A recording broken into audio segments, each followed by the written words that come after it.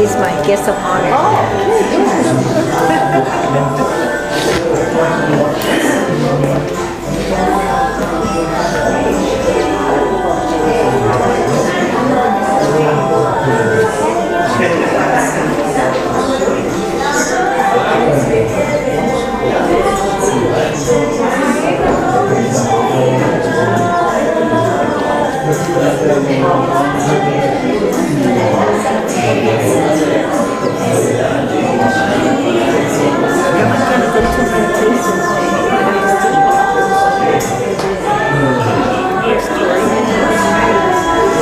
Miss Story is here.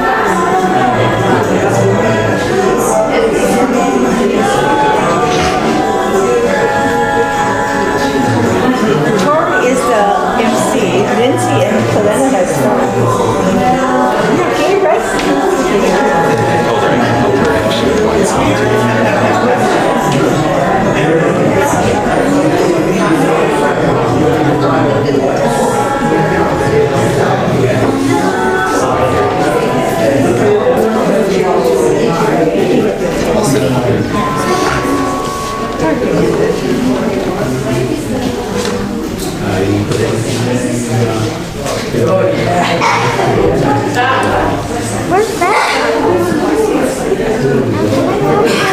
Yeah.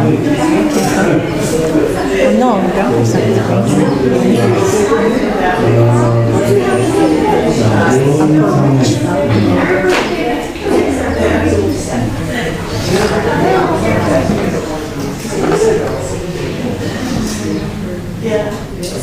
she's in a different scout.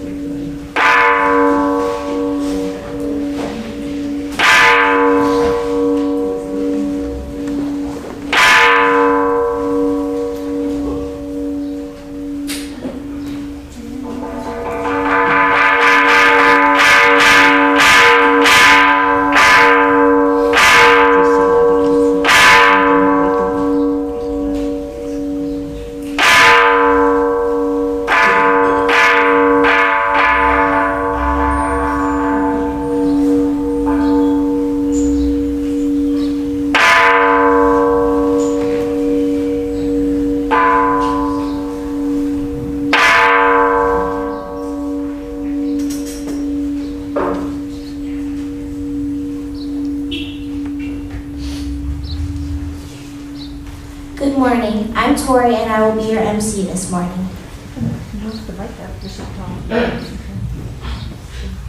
Welcome to Makawao Honkachi's third Sunday family service. Please stand if you're able, and let's begin the service by singing the Vadana Tizarana together in both Pali and English.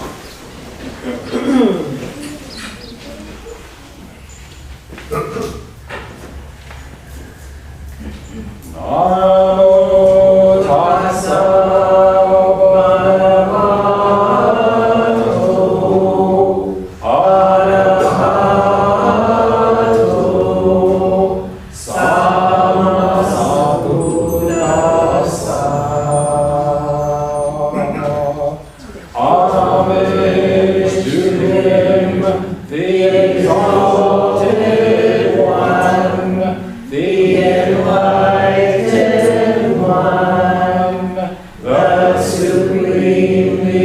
awakened one. Buddham saranam gacchami, Dhammam saranam gacchami, Sangham saranam gacchami.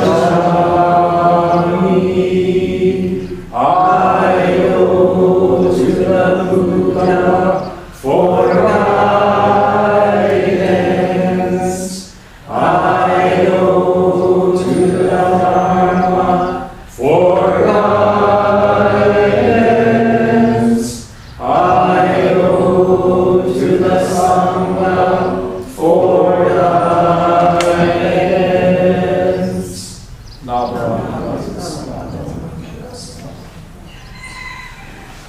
Thank you. Please be seated. We will now sing the Gatha, Gasho with Amida, which will be shown on the screen. Chanting will be followed by quiet meditation.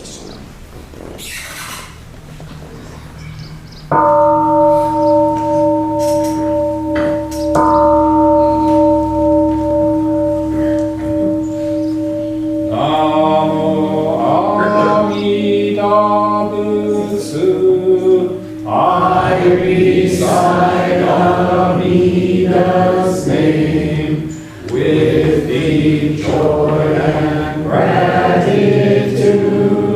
I gasho with Amida, trees and grasses and flowers, all grown in great compassion.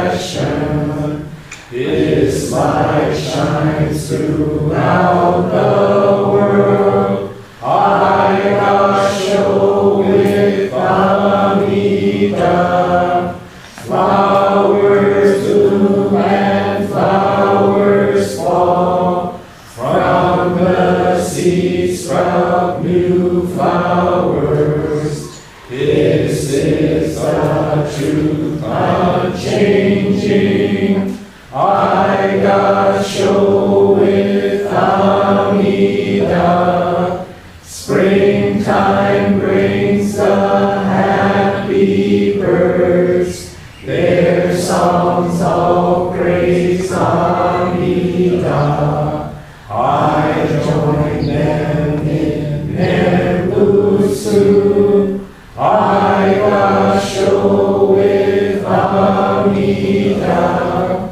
When I call Amida's name, it's Amida calling me. Buddha's voice, my voice are one. I gasho with Amida.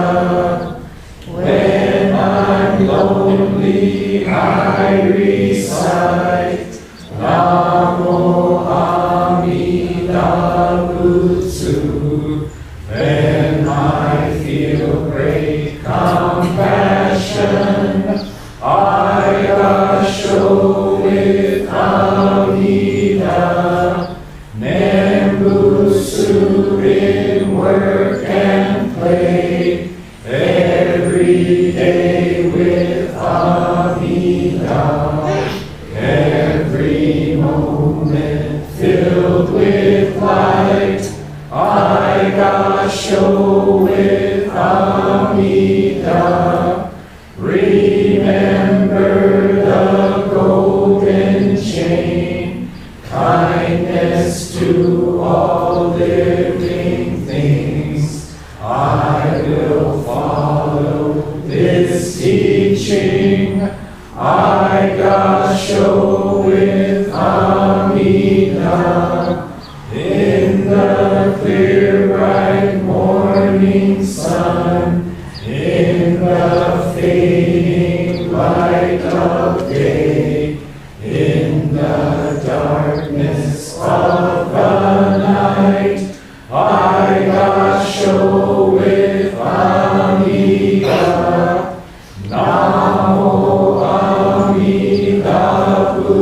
pursue. I live in great compassion. This great power guides my life. I gasho with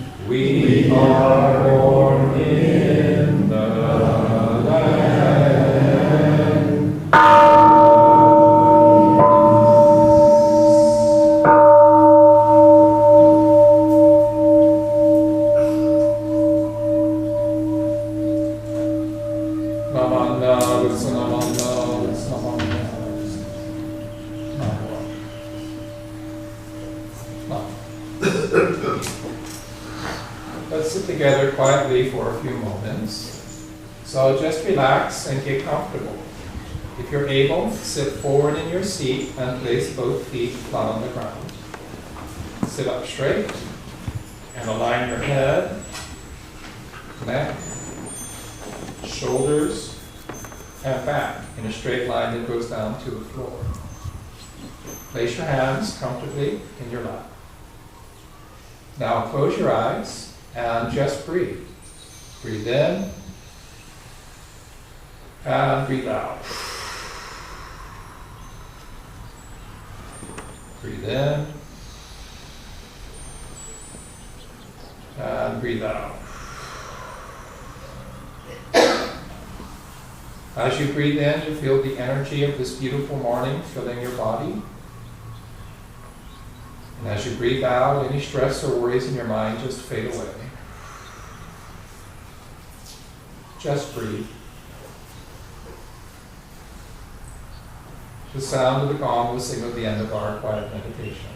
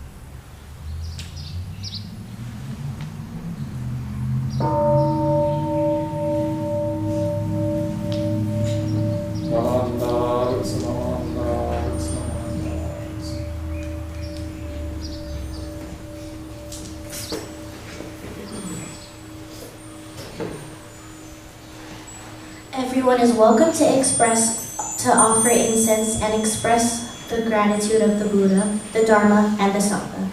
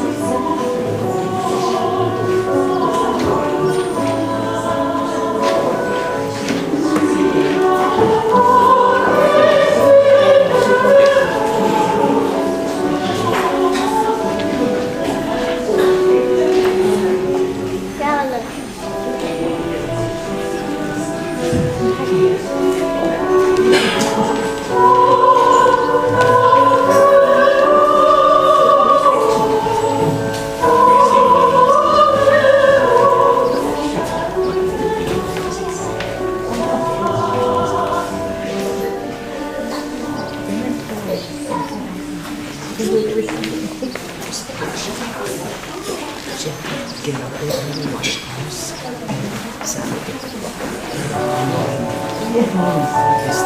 at 7 o'clock washing cars.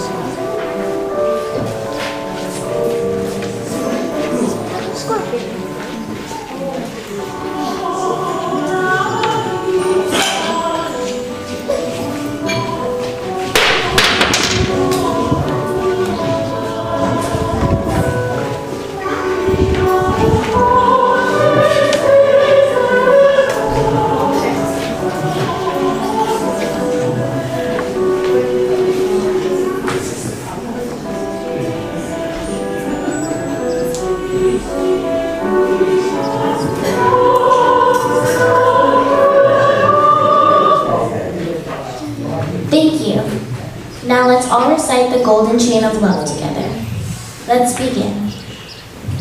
I am a lady in the Buddha Buddha's golden chain of love that stretches around the world. I must keep my lane bright and strong.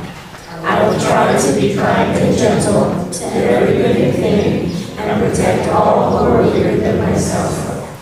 I will try to think pure and beautiful thoughts, to say pure and beautiful words, and to do pure and beautiful deeds, knowing that my right now depends not on my happiness or unhappiness, but also that of others. May everything in this golden chain of love be bright and strong, and may we all attain perfect peace.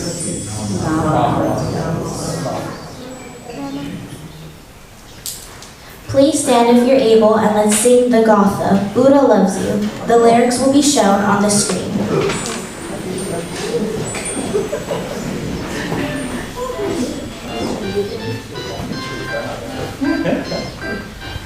Fly, fly, little bird, Buddha loves you, little bird.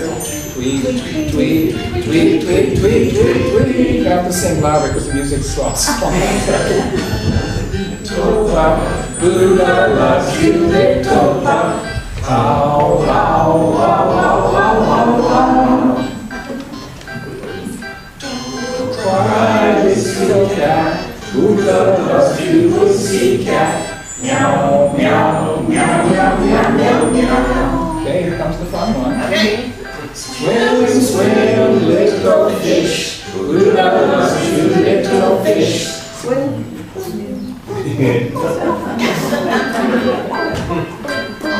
Okay. Thank you. If you could just get the volume up, we'll be good. Thank you. You may be seated.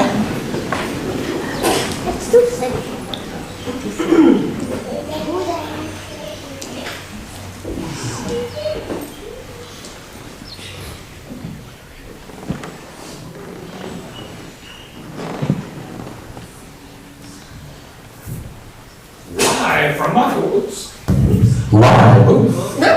Live from Makawao, it's Children's Dharma Story Time, starring me. Sorry, wrong voice. Starring me, Berkeley the dog, and here's Lucy Ladybug, the love of my life, and our love baby, Baby Dot. Okay, let's see, here we go. Today's story is Grandpa's Mixed Up Luau, written by Tammy Paikai and illustrated by Don Robinson, which everyone knows is Sensei's favorite story because we read it every year. Oh, Barkley, it's a very cute story with a lovely, happy ending. Beep. Okay. Grandpa's Mixed Up Luau, written by Tammy Paikai and illustrated by Don Robinson. What a beautiful day for a luau, said Grandma. She had invited her children and grandchildren to her home for a traditional Hawaiian feast. She smiled as she thought of the delicious food she would serve. Her favorite was kalua pig, baked in an imu. She also liked lau lau, juicy steamed pork wrapped in taro leaves. For dessert, she'd have haupia, made with sweet coconut milk. And of course, she would get some sticky purple poi, which made all food taste ono, delicious. Grandma needed Grandpa's help. Grandpa was sweet and helpful, but a little hard of hearing. Grandma asked Grandpa to go to the market right down the road. Grandpa, would you please bring me some poi?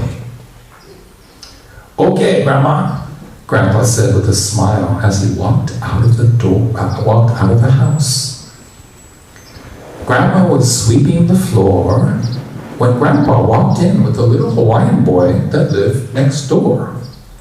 Grandma asked, "Where's the poi?"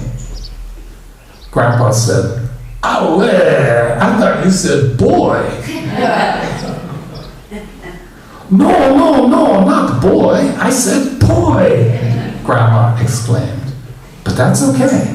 Would you please bring me some haupia?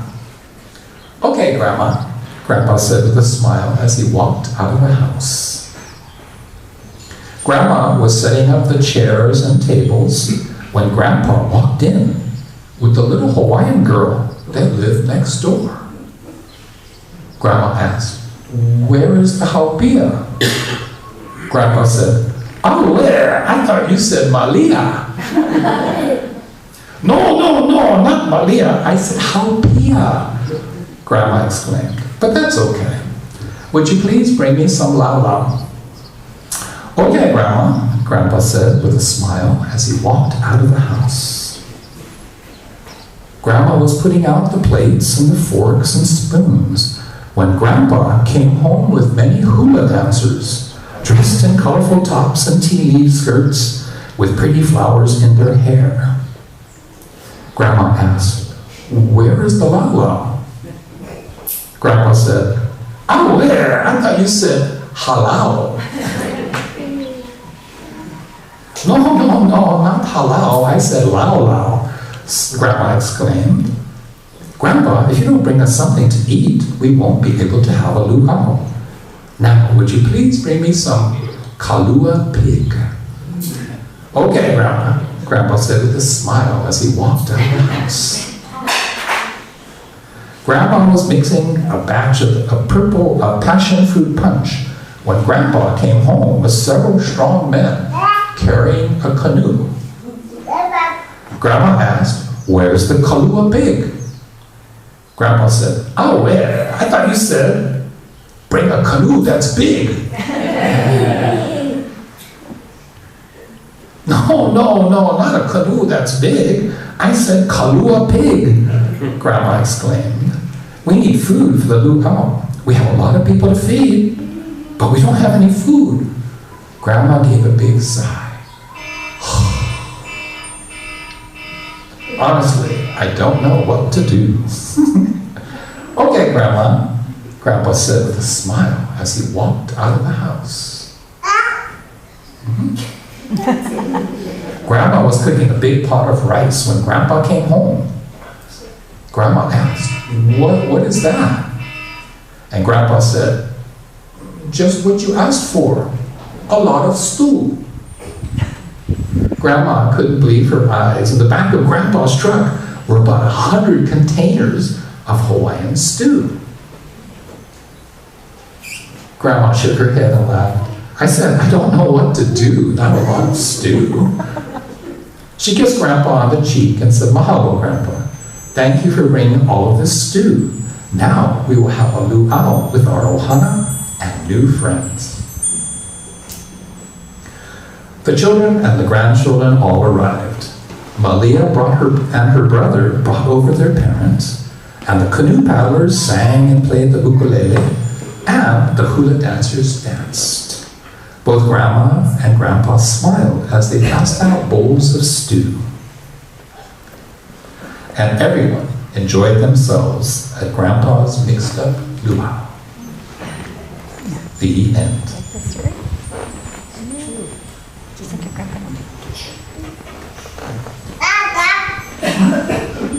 And that was the story, Grandpa's Mixed-Up Luau. Written by Tammy Guy and illustrated by Don Robinson. Hey there, Lou. What book did you like? Okay, you like all the food. Okay, very good. Okay. hey, Sensei, that's a lot like you, right? I'm sorry, I can't hear what you're saying. Well, that joke didn't work, did it? Okay. Anyway, I think you can see why this is one of my favorite stories. It is a very Hawaiian, a very local kind of story. So anyway, with that, that's the story. Thank you very much. And remember, Hope, be good. Not too much. Okay, we'll do that again. Okay. Hey, Hope. Hey, look up here. Look up here. Hey, hi, Hope. Be good. But not too much. Okay, thank you very much. And back to the MC. Now the Dharma School students under the age of 11 get to follow Auntie Sharon and Auntie Karen to the social hall to have some fun.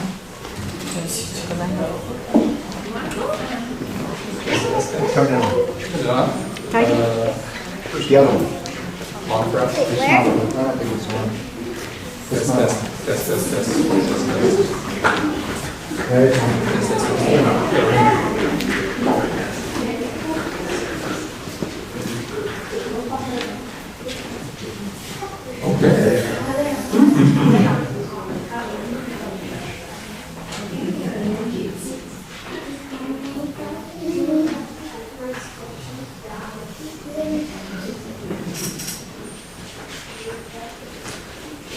Okay. So unfortunately for the rest of us, we have Dharma school too. Okay. Oops, where are we? Come back later. Oh, okay, so there we go. So Dharma school, yay! Dharma school for the rest of us. There you go. Okay, ignore the little girl. Really hard, right? No, it's impossible. That's okay, I just have to entertain you for 30 minutes because they have an activity for the social and the social hall. But, okay, let me introduce this thought to you. Don't try to use what you learn from Buddhism to be a Buddhist. Use it to be a better whatever you are. Okay, now this quote is attributed to the 14th Dalai Lama, right? I think you've heard this before. Did the Dalai Lama really say this? It's really hard to find these exact words, but he did say something like this, so he's going at something. This is the advice from Reverend Patty and Reverend Bob Oshta, who've spoken to us by Zoom before. If we live selfishly and self-centered, if we live without caring and kindness, we will lose our humanity. And this is the wisdom of Reverend Patty and Reverend Bob Oshta. Not more Amitabhas, not more Amitabhas. So if we flip this upside down, right? If you live life unselfishly and other-centered, right? Not self-centered, but other-centered. If you live with caring and kindness, right? This is our humanity. This is what makes us human. And yet, when we look around, at the world today, do you see people acting unselfishly or other-centered? Or caring for other people, or with kindness, and I've talked about this before. How American media is designed to make you think the whole world's going crazy, because it is. Because I can sell you the magic solution, for $9.99, this will solve all of your problems. If you go back far enough, it used to be tobacco cigarettes, right? Pop open a Miller beer. It's Miller time. Everything is good. Ask your doctor, Prozac. Don't try to stop it on your own. You have some serious withdrawal symptoms there. But you think about it, right? So we present the problem, we make you aware of the problem, and we offer the solution for a price. And so the whole media system, right? We see in the news, we just see in entertainment, in the newspapers, etc. It's all designed to emphasize conflict and controversy. Fire and Kalihi, film at 11, right? We want to see things like this. It's human nature. So, if you think of it this way, right? Use what you learn from Buddhism to become a truly authentic human being. Right? To become truly human. What does that mean? Because the way that the Dalai Lama's words have been twisted is, right, become a better version of yourself. Right? Be a better you. Right? But this means you have to understand what the self is. And most of us ignore that step. Right? Who am I truly? Truly, who am I? Right? Who am I? And this is what Buddhism is designed to help us to discover. And so the idea behind Dharma school for the rest of us is this. There's 2 programs for the Scouts, which is the Metta Award, which is for Cub Scouts, so younger kids. This is about 10 hours of instruction. It's the basics of Buddhism. So who was the Buddha? What did the Buddha teach? Why should I care about Buddhism? And at different levels, right? So for Cub Scouts, and then for Boy Scouts, or Scouts, both the girls' troop and the boys' troop, Sangha Award. But this takes 72 hours worth of instruction. You have to come to service every Sunday for 2 years, right, to get 72 hours. It's a major commitment. And through that, you will learn, everything, both doctrinally and the skill sets, etc. And then, if you're more ambitious than that, there's something that we call minister lay assistant, which is you'll be trained and you'll study to learn how to, for example, how to officiate a service. So that if I'm not here, if I'm guest speaking on another island or whatever, it's basically what Sharon and Floyd have been doing for us for many, many years. During the time when this temple didn't have a resident minister, they took over and led the services. Both Sharon and Floyd have made it very clear they're ready to honorably retire from that responsibility. So we need people to step up and do this for us. If you get minister lay assistant, this is at the temple level, it's under the supervision of the resident minister. And basically you can do stuff at this temple, because the minister is here. There's another level which is called certified minister lay assistant. It's a state level program. You have to do minister assistant at the temple for a year. The resident minister has to recommend you. And then there's a retreat. It's a 2-day retreat with special instructors. This year, sometime later this year, we're going to do that retreat here on Maui. And it's kind of a big deal. It's kind of a big deal. Because if you do that successfully, actually you've completed almost everything you need to do to become Tokudo ordained. Tokudo refers to shaving your head, taking the vows of a priest, right? And becoming a priest. What does that really mean? Does it make you special? Not necessarily. It just means that you've mastered certain skills, you have mastered certain knowledge, and you can perform these rituals under a test situation. And then there's Kyoshi. Kyoshi is a teaching credential. It takes, most people go to the Institute of Buddhist Studies in San Francisco, and basically it's a master's degree program. You can get a certificate in about 18 months or so. But again, this is very specific doctrinal knowledge specific to Jodo Shinshu. So, who wants to be a minister? If you want to be a resident minister, you need Tokudo and Kyoshi. So it's not as easy as people think. On the other hand, my personal experience is, no, if you actually put your mind to it, it's not that hard. It's not that hard. What's hard is actually being a minister and living the life of a Buddhist. That's the hard part. So anyway, so in the Dharma school for the rest of us, this is the stuff that you're supposed to know, to master in terms of knowledge. Right? What is Jodo Shinshu Buddhism? What is the Honganji tradition? Because you have to be able to explain it. I don't have the red book here. If you have the red service book, the very first page that you get to after the titles and the preface is where it says Teaching of Jodo Shinshu. So this is like page VII, so page 7 in the beginning. And basically, gives you all the official stuff. So you have to memorize everything here. And you have to be able to explain it. Right? So it's like, oh yeah, we want Dharma school, we want, the education for the youth. It's like, hey, it's pretty serious stuff. On the other hand, if your brain is young, it's easy to remember things. But, so officially, we're Jodo Shinshu Honganji Ha. Ha just means a division, a fraction, etc. So who's our founder? Extra points if you can answer the question. Who's the founder of Jodo Shinshu? Shinran Chonin, very good, yes. And he's on the left side or the right side? Facing the altar.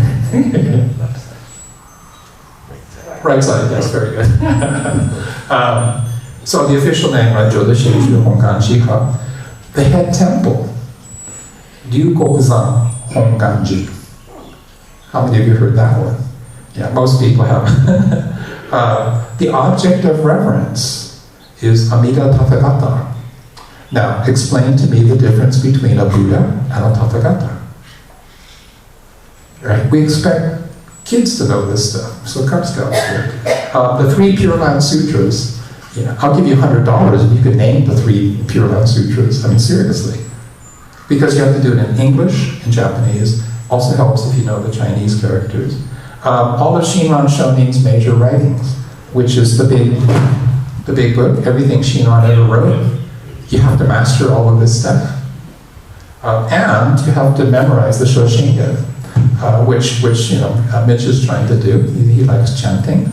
So how many of you would be comfortable chanting for 15 minutes? Right? Most people, and it's in a language you can't understand. And you have to memorize it. So they will literally say, oh, are you ready to take your Shoshinga test? Sit down and go.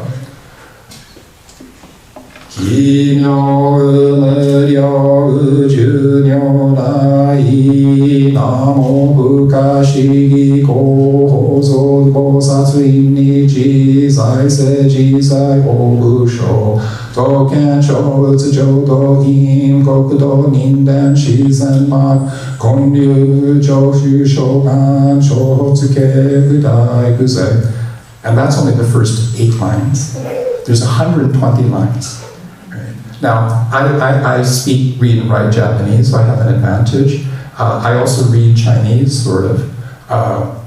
So when I look at the chanting books, you know, I mean, I know what the kanjis say. I can translate all this stuff. Why? The reason, Shoshinga is tracing the doctrine from Shakyamuni Buddha through the 2 Indian masters, right? The 2 Chinese masters and the 3 Japanese masters. So to get to Jodo Shinshu from Shakyamuni, it takes that long. And so everything you need to know about the lineage is in the Shoshinga. Right? It's only 120 verses. Who wants to study the Shoshinga? Raise your hand. Okay, Mitch, yeah, I know Mitch does. It's kind of lonely, it's just me and Mitch. Come on, it's easy. It's not easy. And then you need to, so you have to explain, what is Jodo Shinshu Buddhism? Is it Mahayana, Theravada, or Vajrayana? You should know this one, Mahayana. Okay, very good. And then in America, because Jodo Shinshu is too complicated, we say Shin Buddhism, which is more of a mainland thing, not so much in Hawaii. Officially, Jodo Shinshu Honganji-ha, we are the Honpa Honganji mission of Hawaii. Honpa is an archaic term that's no longer used. It means like the real Honganji. And it's considered offensive to the other Honganjis because yes, there is a West Honganji and an East Honganji, right? So Nishi and Higashi Honganji. We don't have a Higashi Honganji here on Maui, but on Oahu, you do. And did you know that there's at least 10 sub-schools of Jodo Shinshu? Right, so we're Honganji-ha, there's Taketa-ha, there's Bukkoji-ha, there's all these other groups, which are separate organizations. So we're bigger than most people think. And underneath that, we are the Makawao Honganji mission, technically. And so, you know, that's just the organization that we come from.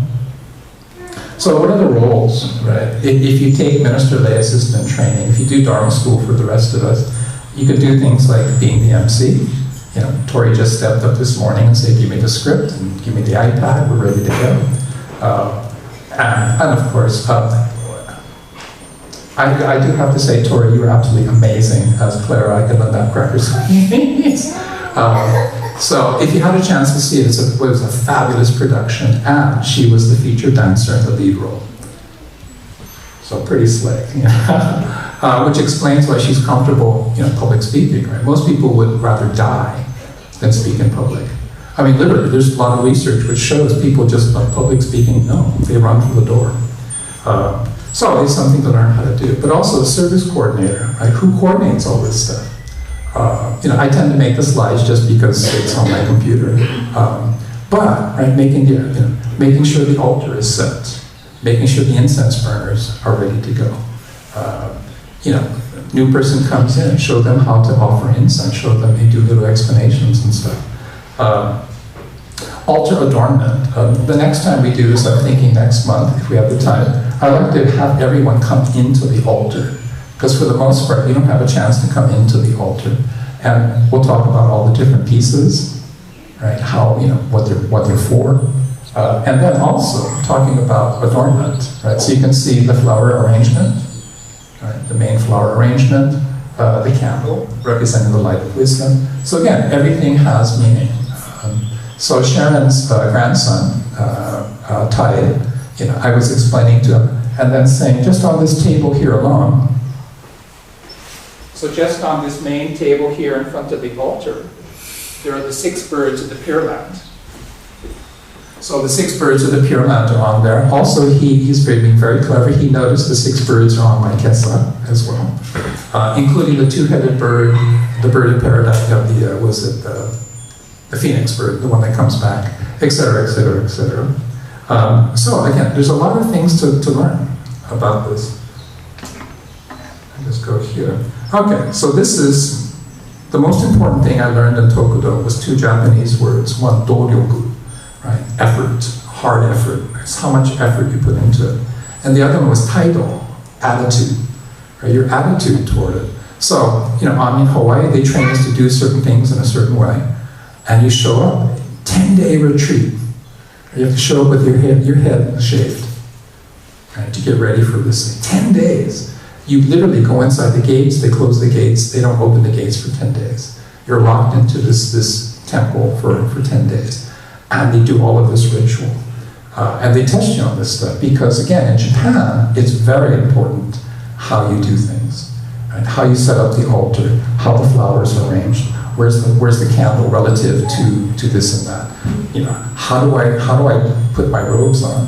How do I fold the robes? What are the different robes? So you can imagine if you're doing this in a foreign language, it's doubly hard. So I was lucky that I could do it from, just the fact that I'm fluent in Japanese.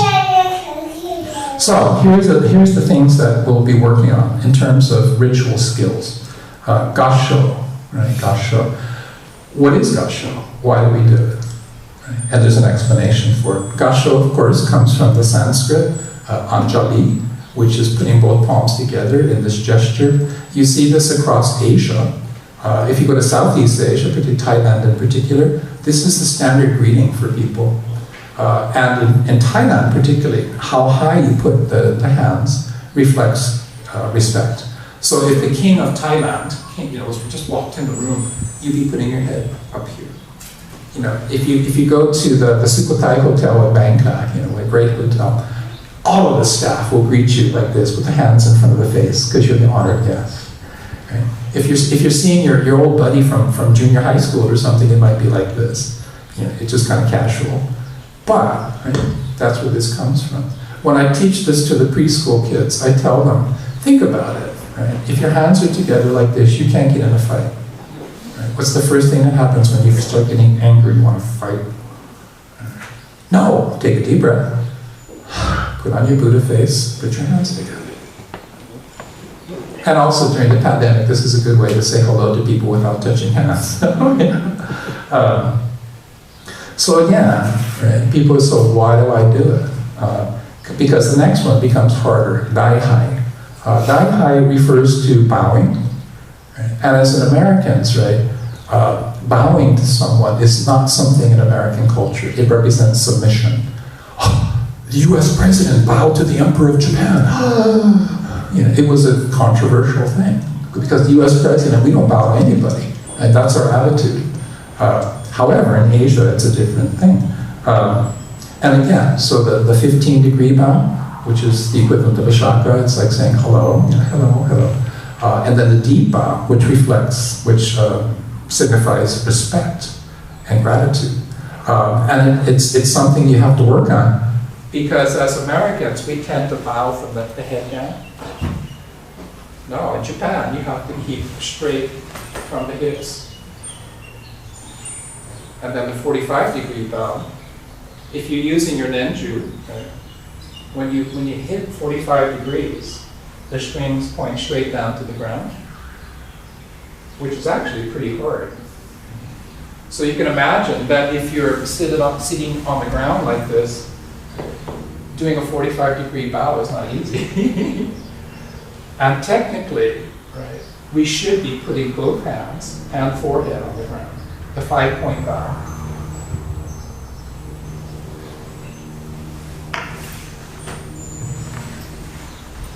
So be glad that you're not a Tibetan Buddhist, because they have to do it 10,000 times a day.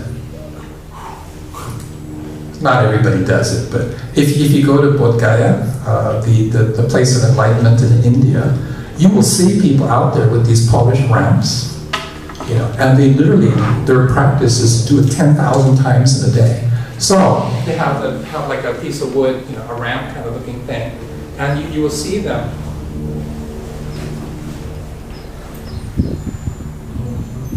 And kind of like sliding, right? Do this sort of thing. And then they slide back and come back up. They don't wear robes like that. So. And then they come back up and they do it again, and again, and again, and again. The point just being, we have it easy, guys. Number 3, shomyo. Right? So this is to say the name, literally to say the name, which is the Nembutsu, right? Saying the name. Right, we talked about the 18th vow, which says, right, the conditions, one of which is to say Namo Amida Butsu, to say the name. One of the feedback that we get from our Japanese colleagues and visitors from Japan is you come to the services here, you don't hear the Nembutsu very much. We're Americans, we're shy, right? So when you see me put my hands together, Namanda Butsu Namanda, you're supposed to be saying it with me in a really loud voice.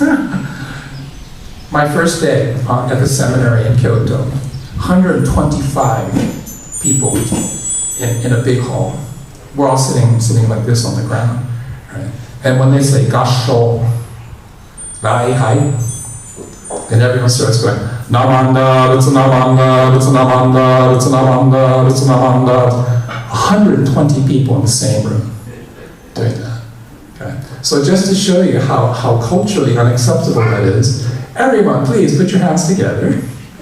Okay. And we're going to say Namo Amida Butsu in the biggest voice you can think of. Right? And you know, just try it. It'll be fun. Here we go. Namo Amida Butsu, Namo Amida Butsu, Namo Amida Butsu, Namo Amida Butsu, Namo Amida Butsu, Namo Amida Butsu, Namo Amida.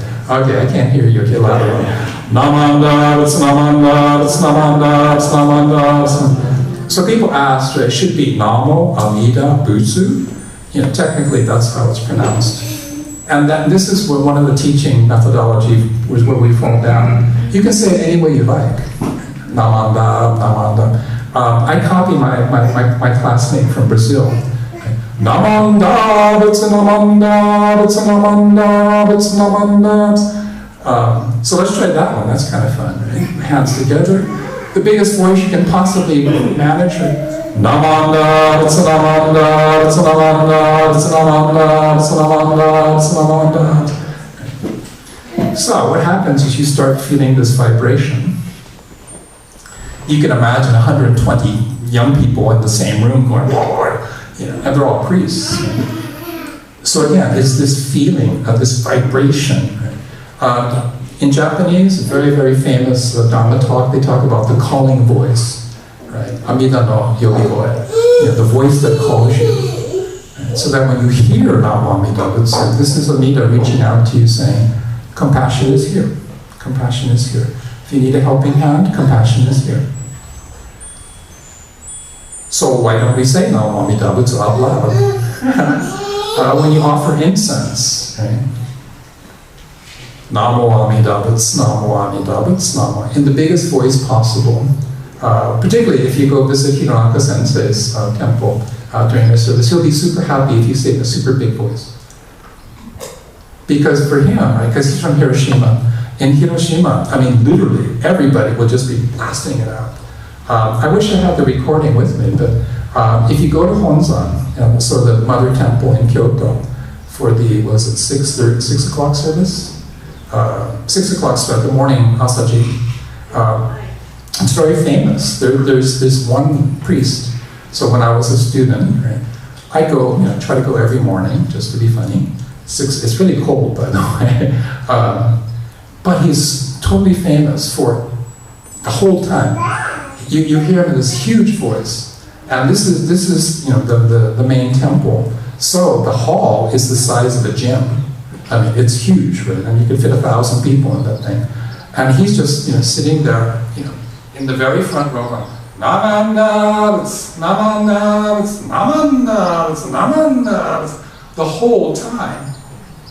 And if there's a speaker, if there's a service, the speaker says, good morning, today I'd like to read a quote from Shinran Shoni, he'll just be blasting, Namanda, Namanda, Namanda. So in Japan, when I'm giving the Dharma talk, it is expected and appropriate behavior, if you're so moved, to say, oh, Namanda, it's Namanda, it's Namanda, it's Namanda. So when you look at it, right, if the idea is saying Nam Amida Butsu is one of the most important practices you have, why don't we do it?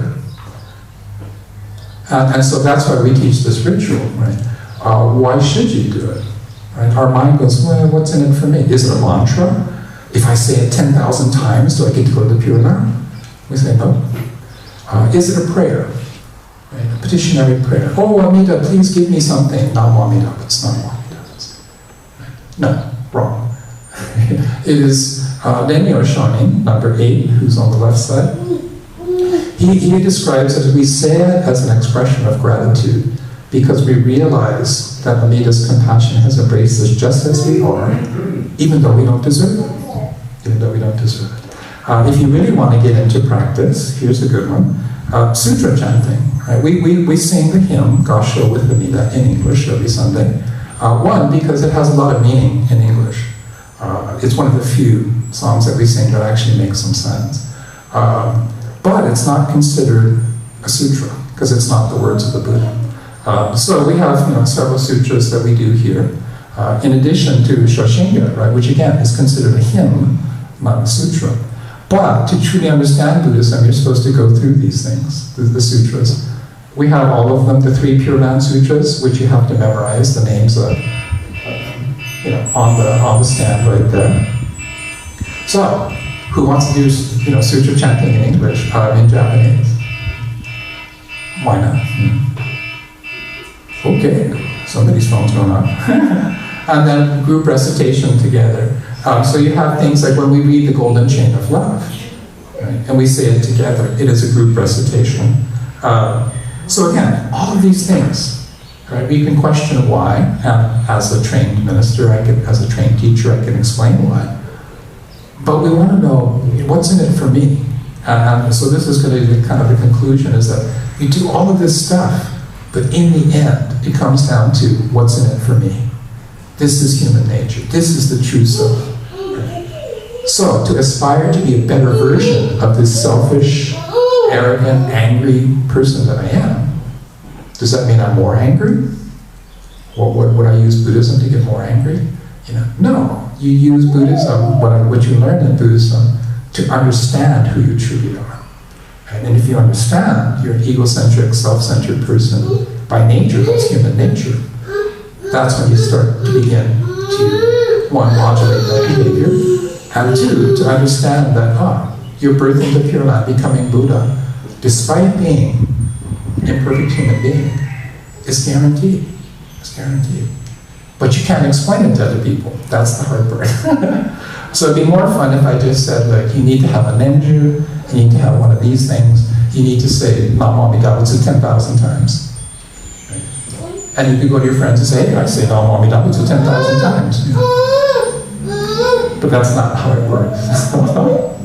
So anyway, that's the basic idea, that it's sort of like boot camp training, that you get everything that an ordained priest would do. And again, by doing this, do you get something in return? Not necessarily. It's the journey, again. It's the attitude and the effort you put into it. Right? And everyone wants, I want to guarantee that I'll get something at the end of this process. Well, if you really want to push for it, you can become a minister assistant here at Makawao, certified minister lay assistant, Tokudo ordained priest, become a Tokudo minister. You go for the advanced degree, Kai Kyoshu. Now, I have to be very honest and say I only went to school for 1 year. And yet I have a teaching credential. Think about that, right? And I like to tell people I'm the least qualified minister there is that we have in the system. I only went to 1 year. It's like a trade school. It's the trade school for ministers. They teach you, tradecraft, basically, how to set up this stuff, how to do this, do robes and all this kind of stuff. But the question of faith is something that you have to discover. So again, if you have the right attitude and put the effort into it, anyone can master the things that I mastered to become a priest. The hard part is showing up every day as the minister of the temple and doing the job. Doing the job. But that's the same thing for human life, right? The trick with human life is you wake up, you show up, and you do the job. You do what you have to do. Go home, go to sleep, wake up, show up, do what you have to do. And that's the challenging part, because we like to think, you put these things on, and some of you think you're like, Mr. Enlightenment or something. But what happens is you just realize, despite all of this stuff, despite my pretensions, I'm still the same self-centered human being that I started out as. And yet, I have conviction that when I die, I go to the Pure Land, I become a Buddha. I don't have to worry about that part. What I have to worry about is this life. Is this life. So, that's the message. So you have to go to Dharma school, starting with the first and third Sundays would be the basic idea. I want to see if we can get the scouts, if there's scouts who commit to the thing. And we can do longer sessions or like later in the morning or something to do that. The other thing is I'm going to restart Shoshinga chanting just to be funny. I'm thinking 8 o'clock in the morning. I don't know if that's convenient for people. So right before we open the office, we'll be chanting Shoshinga. Maybe evenings too, but it's a little hard to schedule stuff. So if you'd like to start chanting the Shoshinga, I'm probably doing it like 3 or 4 times a week. I have to figure out the schedule for that. Or you can chant with Mitch. Mitch likes the chants, regularly. And the temple is open, so if you want to come to do that. So that's what's coming up. So make sure you have your nenju cleaned and polished. You get your shikisho ready to go, and shave your head. Okay, thank you very much for listening this morning. Okay, take a seat. Let's all chant the Metta Sutra, the Loving Kindness Sutra. May all beings be happy and well. May no harm or difficulties come to them. May they live in peace and harmony. May I be happy and well. May no harm or difficulties come to me. May I live in peace and harmony. May my family be happy and well. May no harm or difficulties come to them. May they live in peace and harmony. May my friends be happy and well. May no harm or difficulties come to them. May they live in peace and harmony. May my teachers be happy and well. May no harm or difficulties come to them. May they live in peace and harmony. May strangers be happy and well. May no harm or difficulties come to them. May they live in peace and harmony. May my enemies be happy and well. May no harm or difficulties come to them. May they live in peace and harmony. May all beings be happy and well. May no harm or difficulties come to them. May they live in peace and harmony. Namo Amitabha, Namo Amitabha. Please rise if you're able, and let's sing the Onokusan, which will be found on the screen.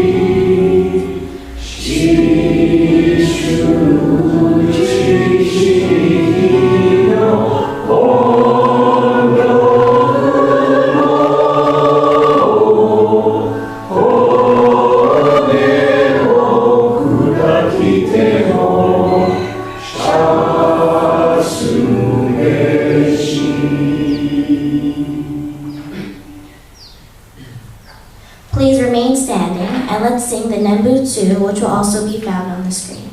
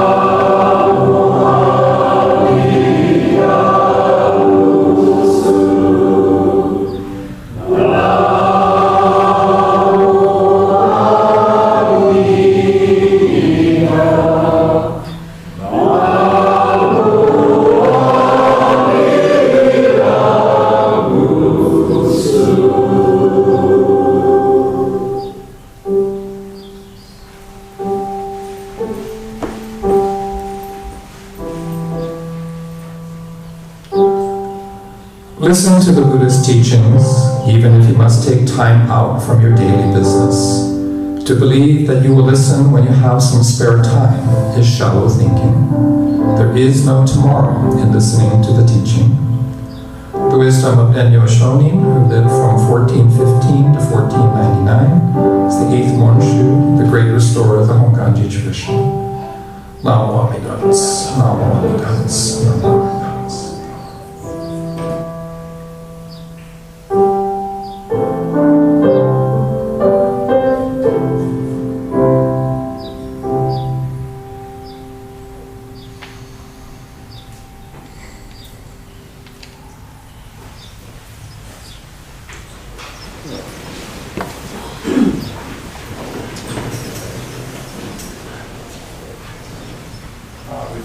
Please be seated for the script. So let's sit together quietly again for a few moments. So just relax, get comfortable. If you're able, sit forward in your seat, place both feet flat on the ground. Sit up straight, align your head, neck, shoulders, and back in a straight line that goes down to the floor. Place your hands comfortably in your lap. Now close your eyes halfway, so you're looking both outwardly and inwardly. And just breathe. Breathe in, and breathe out. Breathe in, and breathe out. As you breathe in, think of something for which you are grateful. And as you breathe out, just say mahalo. Just say thank you, thank you, thank you. Just breathe. The sound of the gong will signal the end of our quiet meditation.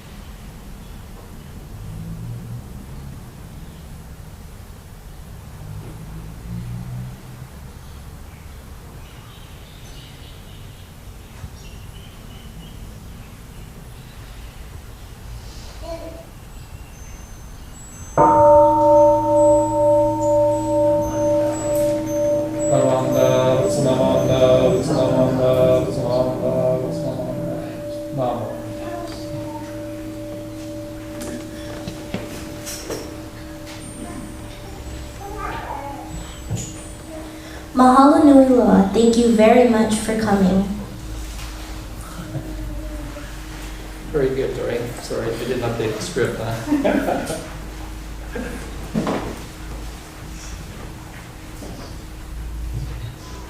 Very good. I think just go straight into announcements. Sorry, I didn't update this part of the script, so very good improvisation there. Okay, let's see. So this is the third Sunday. That's what I forgot to do. I didn't update the slides. So next Sunday, January 25th, we'll have a short service to be followed by the annual general membership meeting and the Shinenkai, the New Year's party, and we're inviting all the organizations to come to that. There's also going to be, I think it's on that one, yeah. On this slide, there's a presentation of the Fukunaga Dana Award, which is given to a temple member or members for their contributions to the temple. So please come for that. Annual general membership meeting, everyone is welcome to come to observe, but only sustaining members have a vote. And then we'll have the all-temple Shinenkai New Year's party with food and drinks and sweets and entertainment. So don't miss out. Please RSVP so we have a head count. But that's next Sunday. So next Sunday should be lots of fun. Okay, are there any other announcements? If not, we'll see you up in the social hall for refreshments and talk story. Thank you very much for coming this morning. And thank you to Tori for stepping up to be MC. Yay, Tori.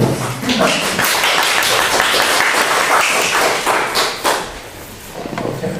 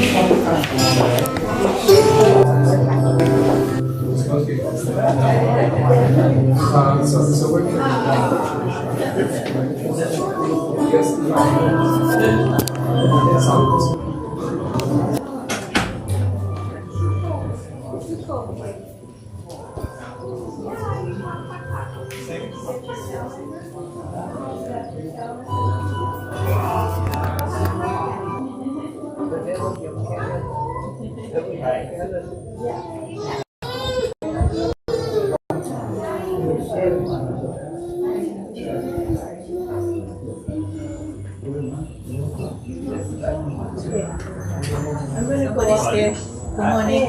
Good morning. Somebody's there, but you can go. So tomorrow.